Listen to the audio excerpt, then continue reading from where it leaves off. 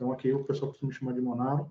Está aí o link para o meu e-mail e outros contatos sobre o laboratório. Eu estou associado, sou um dos fundadores do LGrid, que é o Laboratório de Redes Elétricas Avançadas. Então, a gente trata de problemas cascudos com relação à integração de renováveis. Tá? Então, tem esse QR Code, vai dar acesso à página do laboratório, LinkedIn, Scholar. Se vocês tiverem curiosidade, podem acessar por esse link aí. Bom, falar um pouco, só para começar.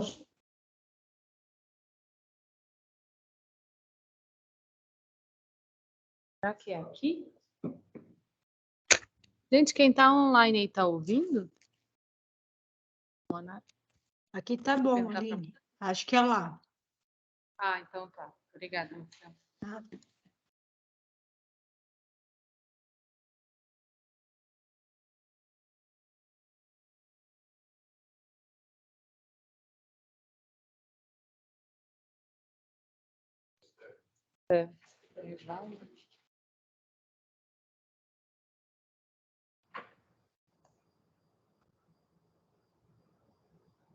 Voltei, gente? Voltou. Voltei? Tá bom. Estou ouvindo a sala. Perfeito. Joia. Então, se por acaso pararem de me escutar, levantem a mão para eu perceber alguma coisa assim. Tá? Ou me mandam uma mensagem. Bom, energia eólica no Brasil. Atualmente, a nossa capacidade instalada é 26 gigawatts. Tá? Que isso é mais ou menos 13% da nossa matriz energética elétrica. Tá bom? Se a gente for falar matriz energética de maneira ampla, é menor do que isso. Mas a parte elétrica do sistema brasileiro, 13% hoje corresponde à parte elétrica. A AB eólica tem uma projeção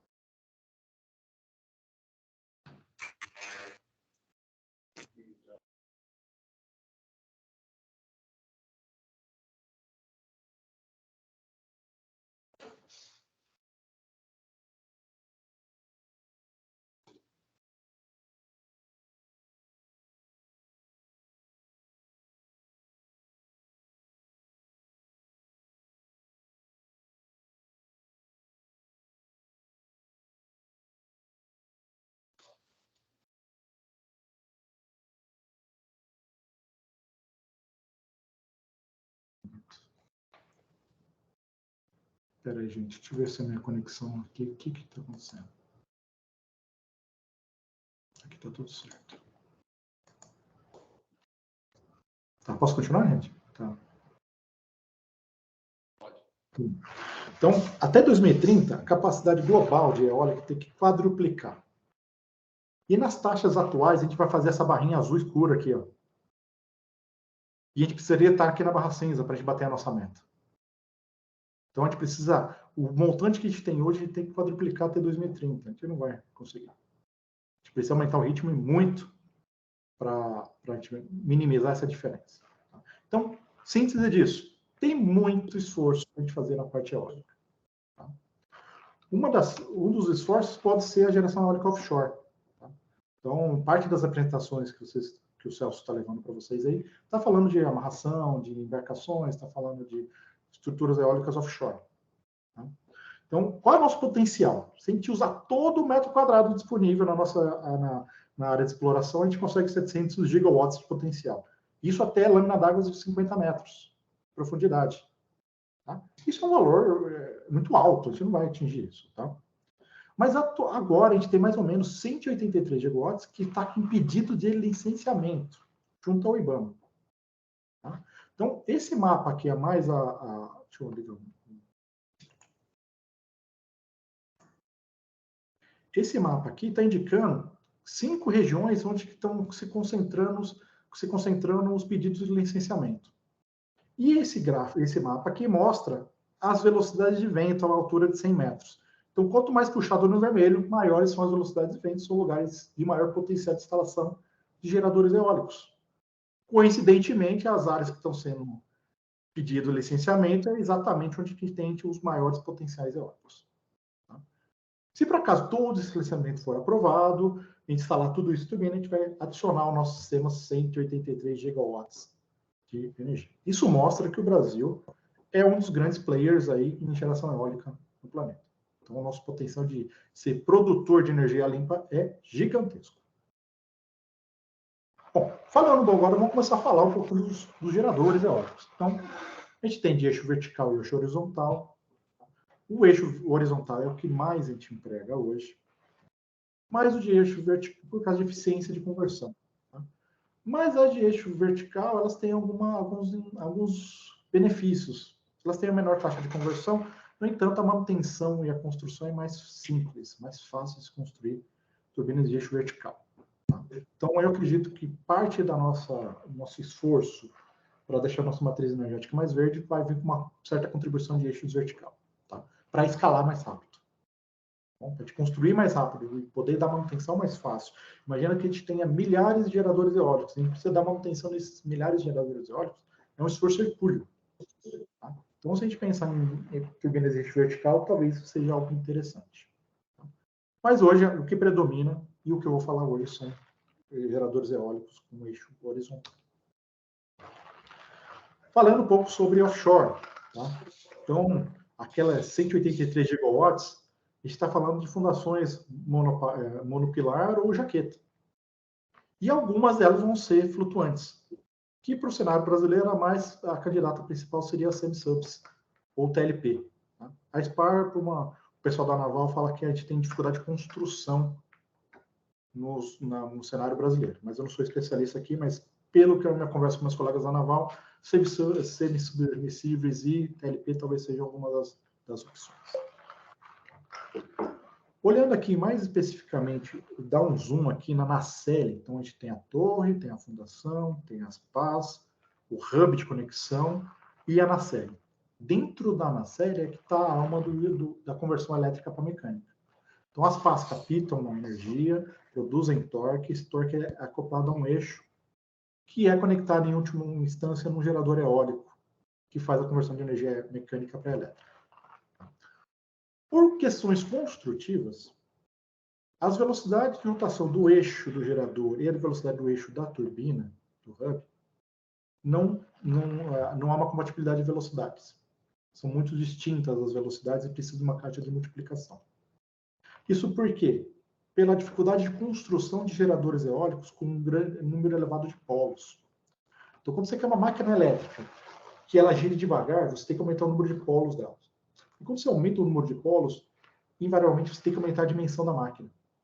E para deixar isso alocado dentro da nacelle, a gente começa a ter um problema de espaço. Tá?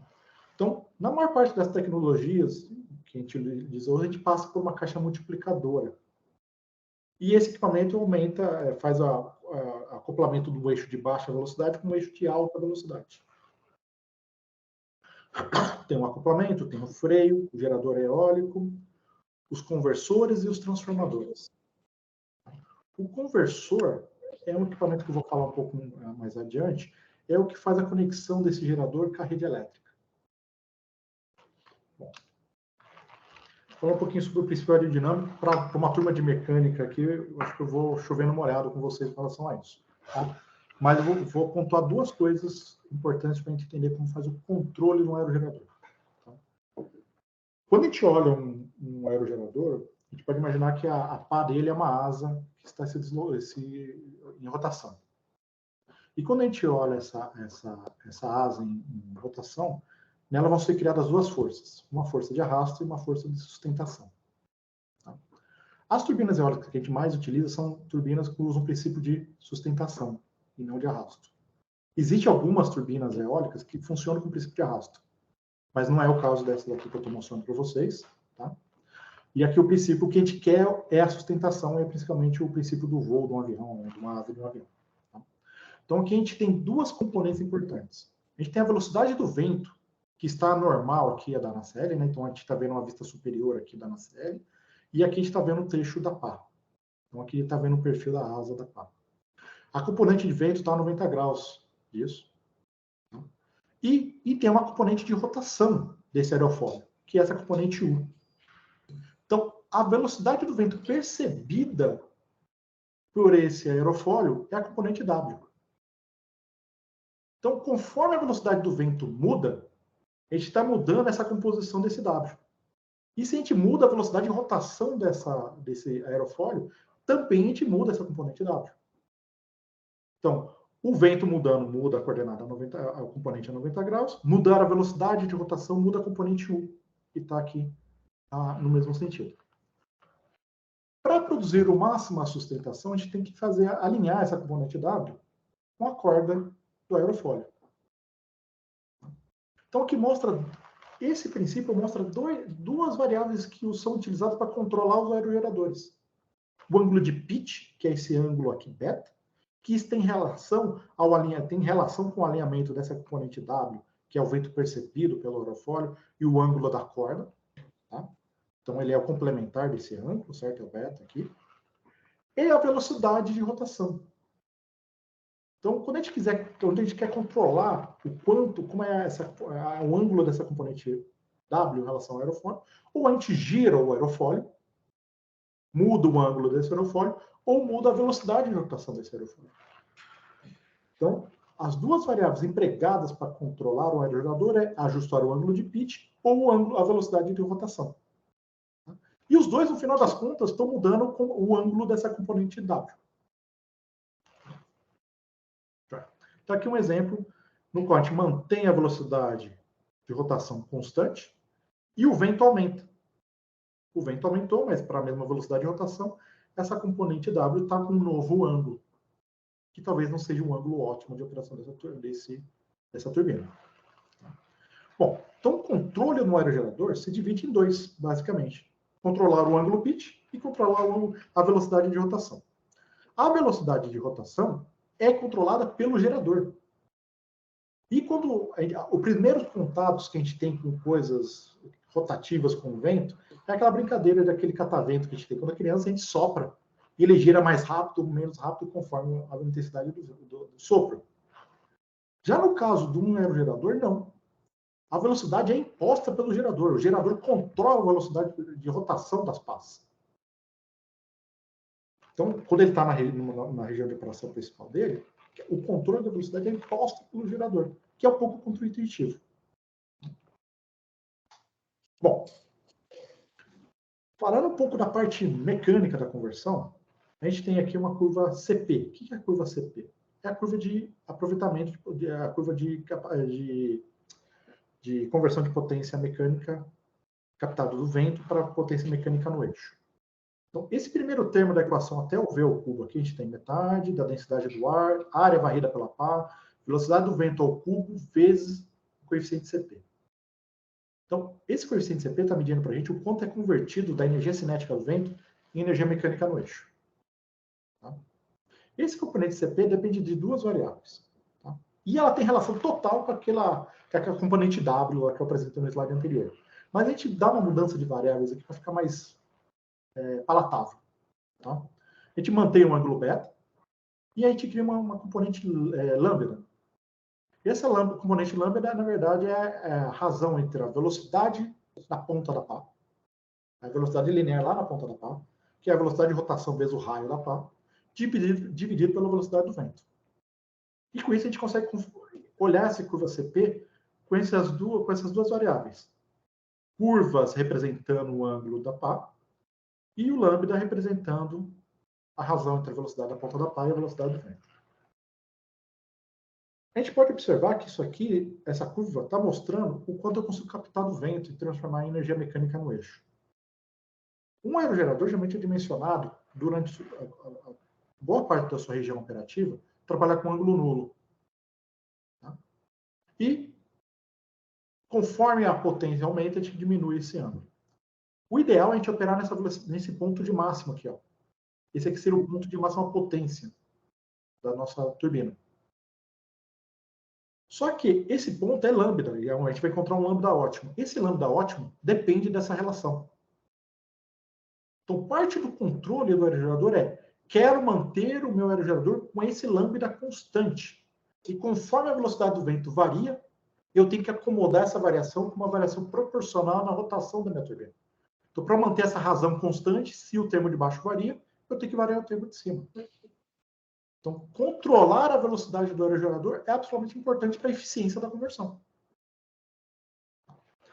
Bom, Eu quero manter a minha turbina nesse ponto, enquanto a potência não supera a potência máxima do meu gerador. Isso cria essa curva do lado aqui, ó. Essa curva no qual tem a velocidade do vento no eixo X e a potência elétrica de saída no eixo Y. Quando a velocidade do vento é muito pequena, eu nem ligo a turbina, porque as perdas vão ser maiores do que a geração. A partir de uma certa velocidade, eu opero. E essa região aí se cria a região 2, no qual eu mantenho meu ângulo de pitch nulo e rastreio, mantenho o meu lambda no lambda ótimo. Então, eu fico perseguindo esse ponto aqui. Isso conforme a velocidade do vento aumenta. Quando a velocidade do vento atinge o ponto nominal, quer dizer o seguinte, existe mais potência eólica disponível. Eu poderia converter mais, mas o meu gerador não comporta. O meu eixo não comporta. Cheguei na minha potência nominal. A partir daí, eu preciso degradar a minha eficiência de maneira a não superar a potência do equipamento. Aí, nessa hora, eu começo a excursionar e diminuir o beta. Porque se o vento aumenta, eu estou aumentando essa parcela. Enquanto não atinge a potência máxima, eu mantenho isso no meu máximo de eficiência. A partir do momento que essa parcela começa a superar a potência máxima, eu começo a degradar o CP. E uma estratégia para fazer isso é mudar o ângulo pitch. E isso a gente cria a minha região 3. Então a gente tem a região 1, que é não operado, velocidade de ventos inferiores ao mínimo. Região 2, estou rastreando e extraindo a máxima potência disponível no vento. Na região 3, eu mantenho minha potência constante, degradando a minha eficiência da minha curva CP. E em condições extremas, eu preciso desligar o aerogerador, porque o meu aerofólio não vai suportar aqueles esforços e vão se danificar. Nessa hora, eu passo por um processo de desligamento. Isso cria a região 4. Tá? Então, aqui, o nominal na ordem de 10 metros por segundo. O cutout na ordem de 25 metros por segundo.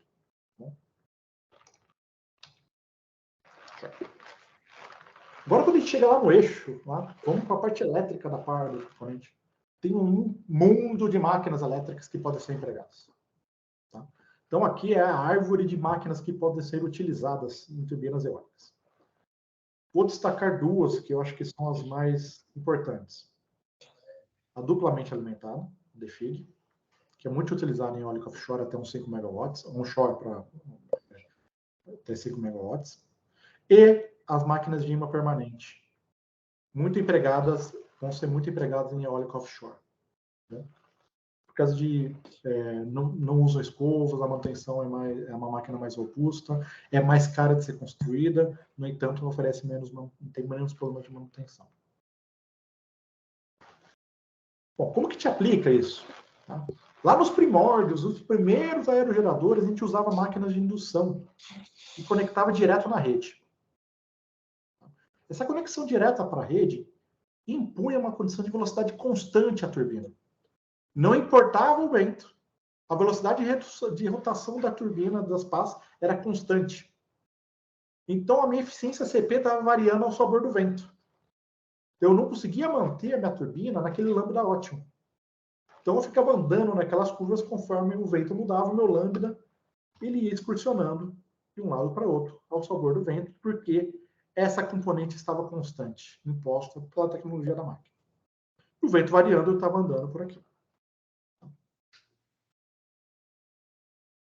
Tentando melhorar um pouco isso, a gente usou máquinas de indução com rotor bobinado, no qual a gente acoplava uma resistência variável. Nessa resistência variável, eu mudava o torque elétrico da máquina, de maneira limitada, fazia um controle meio limitado em relação a isso. Talvez os neurônios de você falar assim, um resistor, cara, vai virar calor, né? Em termodinâmica, o Joule vai comer energia. E, de fato, comer energia, não é a solução mais eficiente. Tá?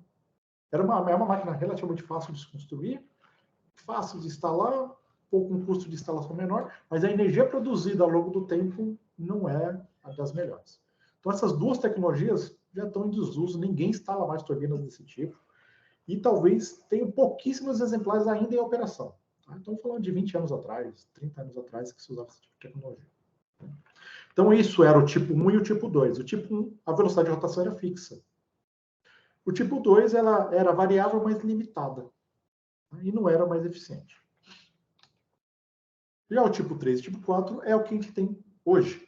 Qualquer parque eólico que está sendo construído hoje vão ser aerogeradores tipo 3 ou tipo 4. Os dois são velocidade variável. A gente excursiona amplamente a velocidade de rotação sem muitas restrições. Tá? É claro que essa variação, amplamente, parece que é um infinito de valores. Quanto maior for a turbina, menor são essas variações por questões diversas. Exemplo, uma turbina de 15 megawatts que a gente tem trabalhado, que é uma turbina de referência geral, varia de 5 RPMs até 7,5 RPMs. Uma faixa de excursão bem pequena. Entre a potência cut-in até a velocidade nominal, são esses 2,5 RPMs de variação.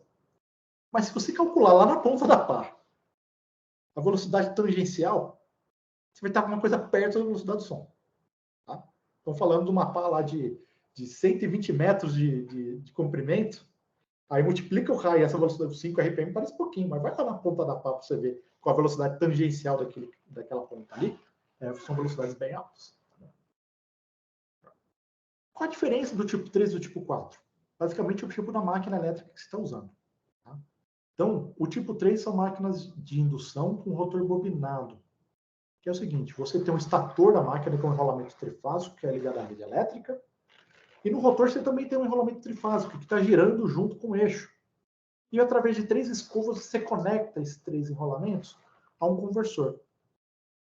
Para que serve esse conversor? Ele serve para produzir uma tensão aqui, de maneira a frequência dessa tensão que a gente aplica aqui controla a velocidade do aerogerador. Então, conforme eu coloco uma frequência mais alta ou mais baixa, eu forço esse aerogerador a girar numa velocidade maior ou menor. Poder controlar a tensão, a frequência da tensão sintetizada aqui, eu preciso usar um conversor. A nossa rede elétrica, ela opera com frequência fixa, 60 Hz no caso brasileiro. E se eu quiser variar a velocidade, eu preciso fazer uma conversão. E essa conversão é feita por um conversor eletrônico, que aí eu chamo de conversor CACA. Eu transformo o 60 Hz fixo em tensão contínua, eu desconstruo o sinal e transformo em uma tensão contínua no tempo, eu reconstruo o sinal na frequência que eu desejo. Então, esse equipamento propicia o controle de velocidade de máquinas elétricas. É a mesma coisa que usa para controlar a velocidade no metrô, que é usado para controlar a velocidade de uma máquina de usinagem. Os mesmos equipamentos estão lá. Só que aqui é uma máquina um conversor de grande porte. Mas se você olhar fundamentalmente, as partes são muito parecidas. Tá? Então, a diferença do tipo 3 e do tipo 4 é como esse conversor está ligado. Se ele está ligado ao enrolamento do rotor, junto com a parte rotativa da máquina, isso é uma máquina tipo 3. E por quê? Vou ligar no rotor. Porque eu posso usar um conversor um terço da potência da máquina. A potência desse conversor é um terço da potência total desse conjunto gerador que injeta na rede. Então isso aqui fica mais barato de ser construído. No entanto, construir a máquina com esse enrolamento no rotor é mais caro. Então é um custo-benefício. Eu economizo no conversor e gasto na máquina. Já o tipo 4 é um conversor de escala completa, no qual eu ligo diretamente a saída da máquina à rede por meio desse conversor. Então, pelo conversor passa a potência plena, total do aerogerador. Então, esse conversor tem que ser dimensionado para a potência nominal. Se é uma turbina de 15 megawatts, esse conversor tem que ter 15 megawatts. Então, aqui fica mais caro construir esse conversor. No entanto, eu posso usar um conjunto maior de máquinas. Se a China começa a falar o imã, eu começo a aumentar artificialmente o preço do imã. Porque eles praticamente detêm a boa parte do mercado de construção de imãs de alto fluxo.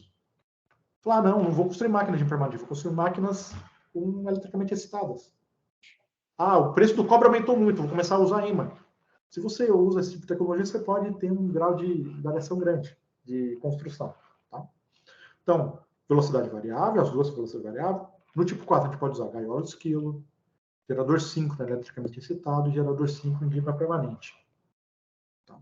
Então, o que se está utilizando muito é imã permanente e eletricamente excitado, máquina síncrona. Bom, falei dos conversores, né? Então, vou falar um pouquinho sobre essa parte, apresentar um pouquinho para vocês esse componente. E, de novo, aqui outro portfólio de opções. Tá? Então, para geradores que operam em baixa tensão, abaixo de 1000 volts, a gente tem conversores 2 níveis e conexões paralelas de conversores 2 níveis. Quando a gente aumenta a tensão para tensões acima de 2,3 mil volts, a gente começa a ter um conjunto maiores. Então, a gente tem conversores, vou destacar 2 níveis, principalmente, conversores multiníveis e conversores multiníveis de 3 níveis. Então, o que está à direita aqui, gente, é um conversor 2 níveis. Quer dizer o seguinte, a gente tem 2 estados para essa chave. Eu ligo a chave de cima ou ligo a chave de baixo. Isso cria uma tensão com 2 patamares. Tá? Então, esses são os 2 níveis que a gente pode sintetizar. Então, o nosso gerador é conectado a um conversor 2 níveis, que converte tensão CC em tensão alternada. E para conectar na rede, eu preciso produzir uma outra tensão alternada, só que aqui em frequência fixa. Esse lado opera em frequência variável e o lado de cá opera em frequência fixa. No meio, um LCC. Essa é a configuração chamada configuração back-to-back. São 2 conversores ligados um às costas do outro. São interligados pelo link CC. Bom, então isso possibilita eu controlar a velocidade do meu gerador, que consigo controlar o meu CP e com isso maximizar a minha geração de energia eólica.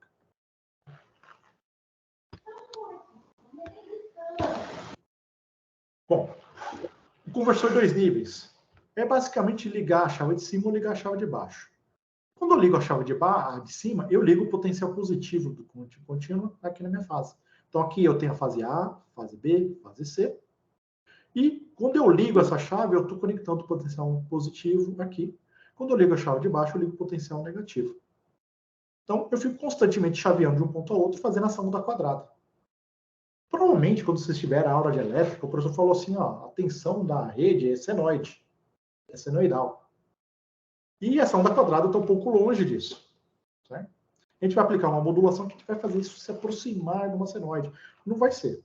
Vai ser algo mais próximo do que essa onda quadrada que está nessa ilustração. Se a gente for para o conversor 3 níveis, a gente aumenta o número de chaves. E ao aumentar o número de chaves, me aumenta um nível a mais. Então aqui eu quadruplico meu número de chaves por cada uma das fases, né? Então aqui eu tenho a fase A, o braço da fase A, da fase B, da fase C, e cada uma delas consegue sintetizar 3 níveis diferentes. Um positivo, o 0 e o negativo. No anterior eu só tinha positivo e negativo. Então assim, a gente pode ver que isso está começando a aparecer uma senoide, está melhorando, certo? Então são conversores 3 níveis, são utilizados para potências acima de 5 megawatts. E essa chave aqui é uma equivalente, tá, gente?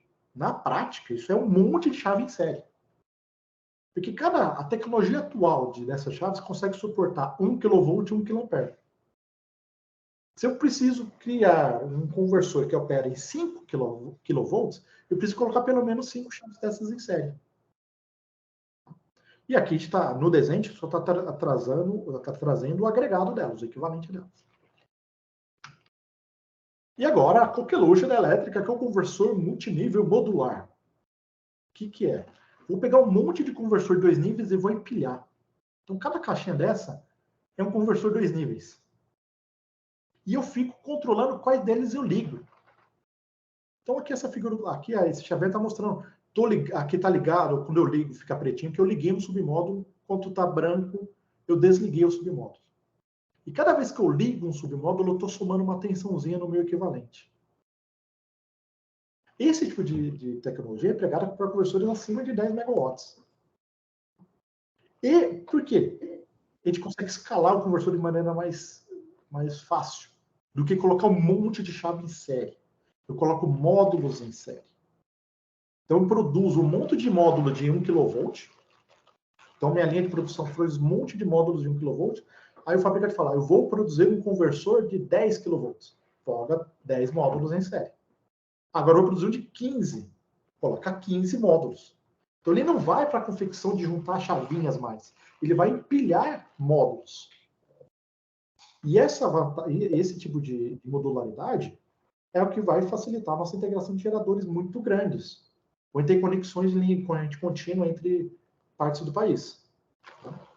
Então, esse conversor aqui é a vanguarda da aplicação de energia eólica.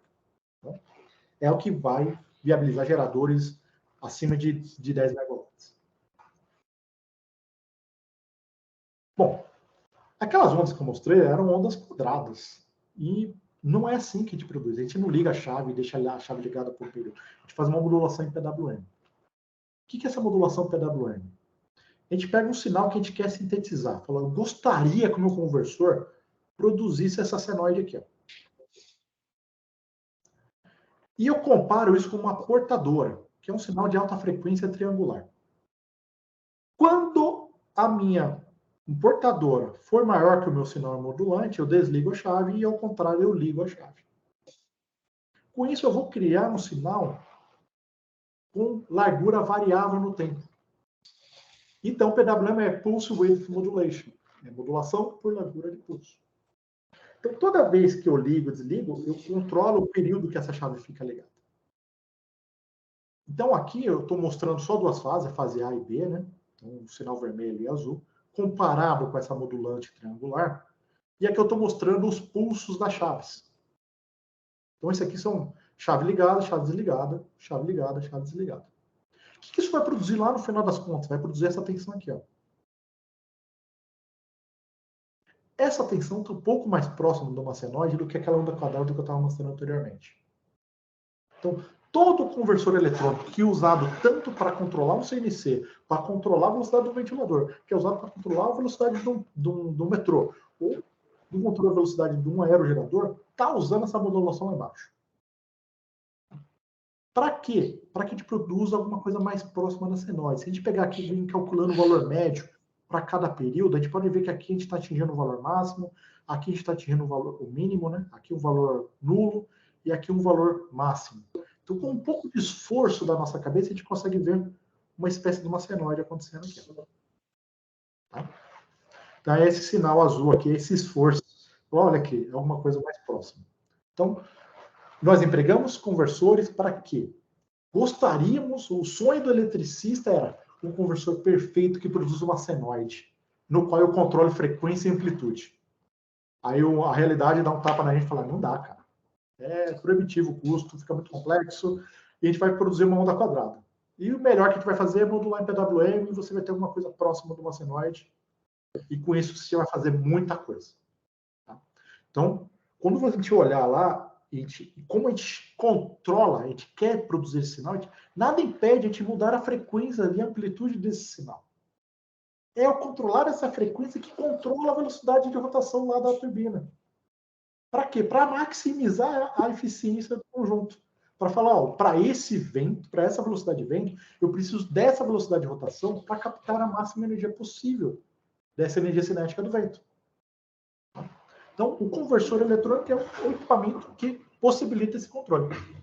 É o que não era disponível ou era custoso há 30 anos atrás, ao ponto de ser proibitivo, que nos levou a usar geradores eficientes de velocidade fixa. Não compensava ter conversores lá instalados, custava muito caro. Então, vamos colocar a velocidade fixa e a eficiência fica em segundo plano. Tá? Hoje não é mais isso. Barateou muito, está mais barato, as chaves estão cada vez mais eficientes, então não se discute mais o uso de velocidade fixa, agora é só velocidade variável. Bom, vamos tentar, agora precisa controlar esse cara, né? Já entendi, eu tenho um elemento que eu consigo produzir uma tensão com a frequência que eu desejo para controlar a velocidade do gerador, mas como que eu crio essa tensão? Como que eu informo o conversor que era tantos hertz com tal amplitude? Então, voltando à nossa configuração back-to-back, eu tenho a rede, para onde eu quero mandar a minha energia produzida. Eu tenho um conversor aqui, dois conversores na configuração back-to-back. O conversor conectado à rede, vou chamar conversor do lado da rede. E o conversor que está ligado na máquina, vou chamar de conversor do lado do gerador. Eles têm propósitos diferentes. Esse cara aqui tem propósito de escoar potência para a rede e frequência fixa. Esse camarada tem a função de controlar o gerador de maneira a maximizar a geração de energia elétrica. E tudo isso é controlado, feito por um controlador. Agora vamos por partes. Conversor do lado da rede. Qual que é o propósito dele? Toda a potência produzida pelo gerador chega lá na conexão e tem que ser escoado para a rede. Então, aqui a transformação de corrente contínua a tensão alternada. Bom, como que está meu tempo, gente? Tem mais meia hora, é isso? Não.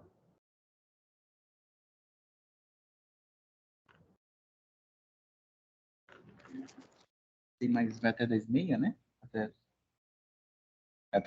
Dá pra fazer mais uma meia horinha aí, tranquilo. Dá pra fazer. Tá bom. Aí é. Tá bom. Boa. A gente faz um Vou mostrar aqui o intervalo de tempo. 15 minutos. Tipo, mais uns 15, 20 minutos aí, acho que tá tranquilo.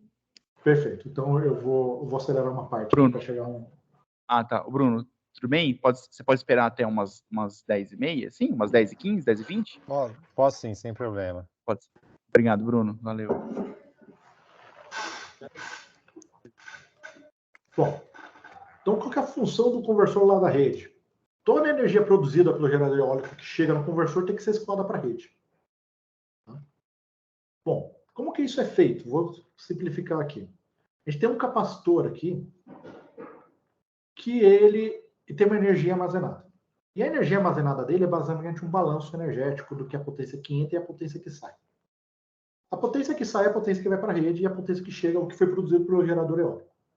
Quando ocorre um desbalanço entre os dois, se a potência, vamos supor, o vento aumentou e o conversor lá da máquina, do gerador, fez o papel dela, maximizou, aumentou a potência produzida, essa potência PG aumenta. Só que a potência da rede não aumentou ainda. O que vai acontecer? Houve um desequilíbrio. A potência do gerador é maior que a potência da rede, essa potência tem que ir para algum lugar. Ela é acumulada na forma de energia no capacitor. E a tensão do capacitor aumenta.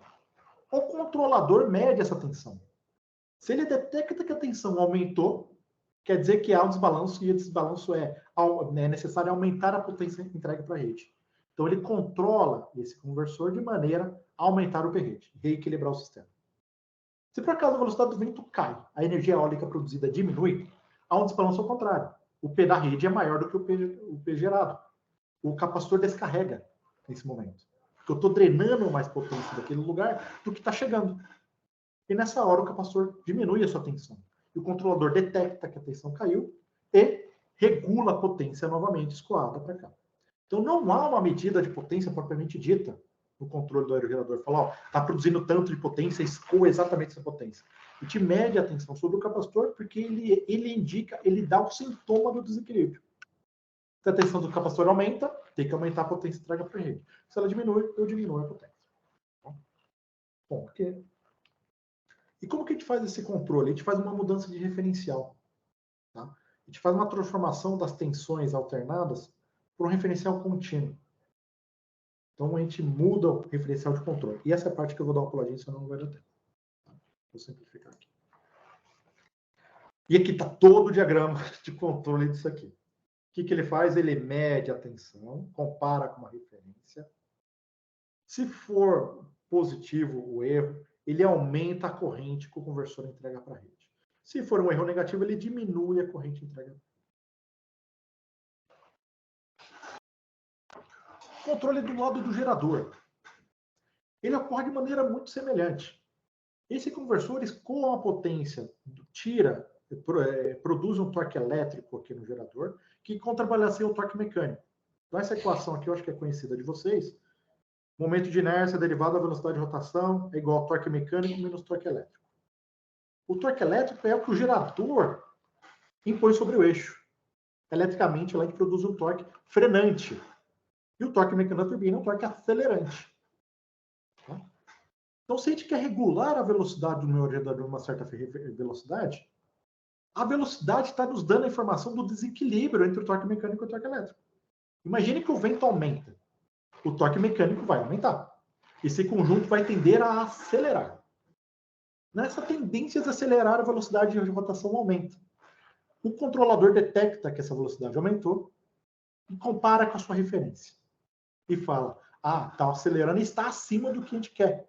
Aumente o torque elétrico para reequilibrar esse ponto. Então, se a gente olhar com calma, os dois lados têm equações semelhantes. Potência elétrica e a energia, a tensão do capacitor é variável controlada. E no sistema mecânico, a velocidade de rotação é variável controlada. E a gente tem duas variáveis que são utilizadas.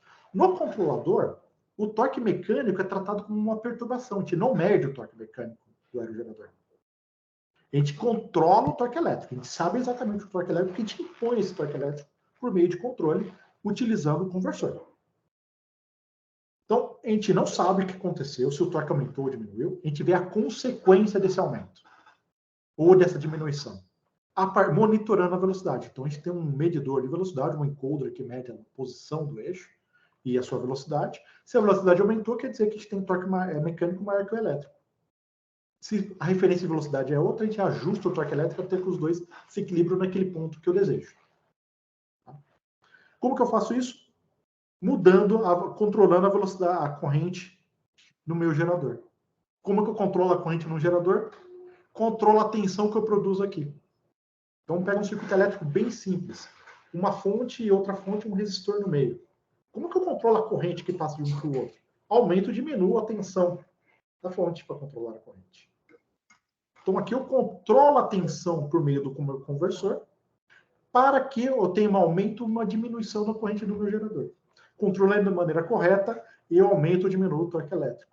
E com isso, eu equilibro no sistema. Então, está aqui a nossa malha de controle, eu não vou passar em detalhes aqui. Eu tenho o meu ômega de referência, que vem do MPPT. O que é o MPPT? É o Maximum Power Point Tracking.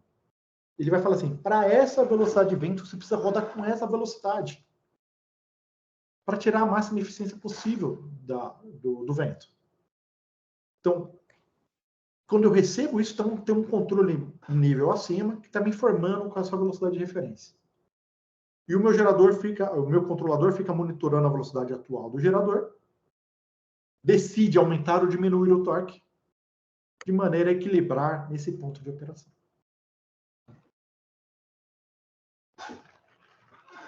Bom, falei do controle de velocidade da minha turbina. Não falei do controle aerodinâmico. Então, eu falei da componente lá, U. Não falei do pitch. Como que é o controlador do pitch? É um controlador que também de velocidade. Só que a velocidade de referência dele é a velocidade nominal. E a velocidade medida está aqui. Ele é um controle saturado. O menor, vamos supor que a velocidade do vento está pequena e ele está aqui. Ó. A velocidade nominal ocorreria aqui. Ó. A minha velocidade máxima de rotação do meu gerador vai acontecer simultaneamente com a máxima velocidade do vento. A velocidade nominal do vento. O que eu faço? Eu peço para o meu controle do pitch, eu quero a velocidade nominal, máxima do meu gerador. Nessa região ele não consegue. Ele vai diminuir o pitch para aumentar a conversão, a eficiência, só que ele vai saturar no zero. Então, toda essa região 2, o controle aerodinâmico está saturado em beta igual a zero. No momento que eu chego na minha nominal, eu cheguei no limite do meu gerador. E o meu gerador fala, ó, daqui para frente, eu não consigo aumentar mais o meu torque. A partir desse momento, o gerador opera em torque máximo e não aumenta mais. Voltando naquela equação. Se o meu torque elétrico não aumenta mais, e o meu torque mecânico aumenta porque o meu vento está aumentando, o que vai acontecer com o meu conjunto? Minha velocidade de rotação não vai aumentar? Porque isso aqui é um balanço positivo, né? Se isso aqui parou num valor e isso aumentou, o meu ômega vai aumentar. Na hora que ele começar a aumentar, ele vai passar da velocidade máxima. E nessa hora, o meu controlador pitch vai começar a incrementar o meu ângulo pitch para diminuir a velocidade do conjunto, diminuir o torque mecânico. Então, a região 2, eu controlo o torque elétrico. Na região 3, eu controlo o torque mecânico, atuando sobre o ângulo pitch. Então, toda a região 2, eu estou preso aqui, ó, no lambda ótimo. Quando eu chego na região 3, eu começo a sair dele, me mudando o pitch. Então, eu estou excursionando aqui a componente beta. Tá? Então, repetindo, na região 2, enquanto o vento não atinge a velocidade nominal de projeto, o meu controle aerodinâmico está com beta igual a zero, saturado. Ele está presente e atuando, mas saturado em zero. Quando o controle e o gerador regula a velocidade, tentando manter o lambda ótimo. A partir do momento que o meu gerador chega na sua potência máxima, ele satura o seu torque nominal, e o controle aerodinâmico tenta regular a velocidade de rotação no ômega máximo. Então aqui é uma região no qual a gente está operando velocidade nominal. Se eu regulo a velocidade no valor e o meu torque está no mesmo valor, é uma curva de potência constante, correto? Potência não é torque vezes velocidade? Se eu mantive o torque constante no gerador e mantive a velocidade constante pelo controle aerodinâmico, eu estou numa curva de potência constante. Então, mantenho a potência constante mesmo com o incremento da velocidade do vento. Então, conforme o vento aumenta, eu vou caindo aqui para betas cada vez maiores, até chegar ao ponto de Keltrat. Bom, falando um pouquinho agora das pesquisas que a gente tem feito. Tá? Então, a gente tem feito um trabalho e um dos pontos de contato com o professor Celso é nesse projeto que a gente está desenvolvendo de um flutuante para uma turbina de 15 megawatts. Então, esse NRL IEA 15 megawatts é uma turbina de referência, no qual eles fizeram o projeto das pás, da torre e dos componentes mecânicos, e também do gerador, para uma turbina de 15 megawatts, que pode ser aplicado onshore ou offshore. Nossa aplicação é offshore. São uma máquina de imã permanente com rotor externo. Então, só para ter uma ideia que o diâmetro disso aqui é 240 metros, fica a 15 metros aqui da base da flutuante, e a gente tem aqui mais ou menos a linha d'água. Tá? Bom, então aqui tem o gerador, o rotor é externo, então o enrolamento que é ligado no conversor ele está interno à máquina. Então essa parte marrom é a parte que está conectada no conversor, e essa parte azul e vermelha são os ímãs permanentes, que são a parte do rotor rotativo do conjunto. A curva CP é uma superfície, né, gente? Naquele diagrama que eu mostrei, ela gradifica ela em uma direção. Se a gente olhar superior, colocar ângulo de pitch e TSR, que é a mesma coisa que lambda, a gente tem essas curvas de nível, que é o nosso coeficiente de potência. Tá?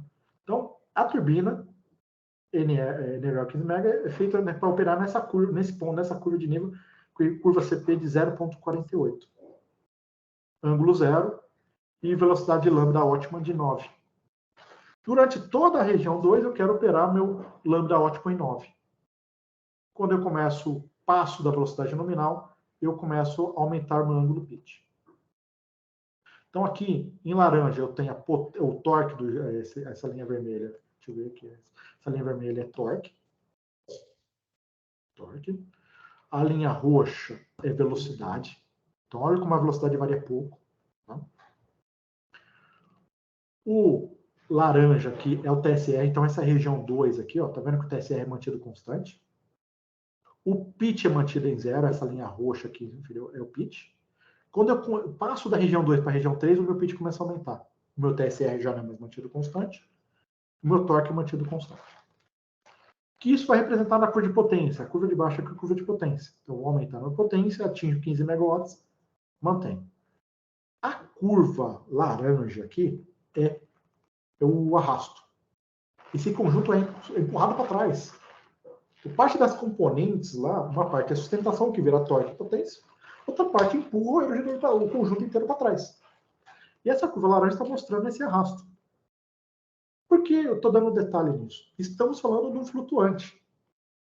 E o que empurra o flutuante para trás desloca o eixo. Diferente de uma torre engastada no solo, no qual a torre sustenta e não deixa isso inclinar. O inclina muito pouco. É uma deformação mecânica. Já no flutuante, ele tem uma variabilidade maior desse ângulo de inclinação da plataforma. E quando a plataforma inclina, ela muda o jeito que ela está vendo o vento. E muda a eficiência e muda toda uma dinâmica. Então aqui, vocês estão vendo a elétrica, mecânica e naval se acoplando aqui num problema multidisciplinar.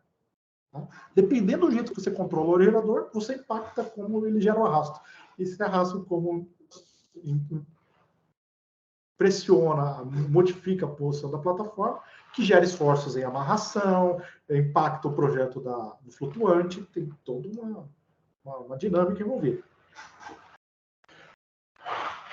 Aqui é o controlador dessa turbina. Então, aqui ficou um pouquinho mais elaborado. A gente tem aqui o controlador das pás, do pitch, da pá, controlador do torque. Foi esses dois que eu dei enfoque para vocês agora. Mas a gente tem malhas externas aqui. Primeiro, não se mede a velocidade do vento nessa turbina. A gente estima a velocidade do vento. Então, a gente tem um estimador que, a partir da potência produzida, da posição do conjunto, de como ele acelerou, a gente faz um estimador de estados aqui para estimar a velocidade do vento. Dessa velocidade do vento, a gente usa para uma questão, um controle adicional, que é um valor de pitch mínimo, e vou explicar para quem a gente usa isso aqui depois. Tá? E também a gente tem uma parte de set point snuffer. Eu falei que o controle aerodinâmico e o controle de girador, ambos estão controlando a velocidade de rotação da turbina. Quando ele está transicionando da região 2 para a região T3, esses controles podem entrar em conflito.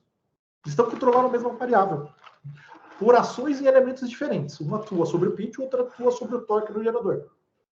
Só que eles estão controlando, no final das contas, a mesma variável. Eles podem entrar em conflito. Então, a gente precisa fazer uma transição entre um controle para outro. Então, é em função desse smoofer fazer isso. Tá? Bom, esse bloquinho aqui está fazendo o quê? Ele quer diminuir esse máximo de arrasto.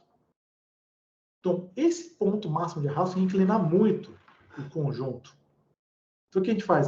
Vou usar um pitch mínimo.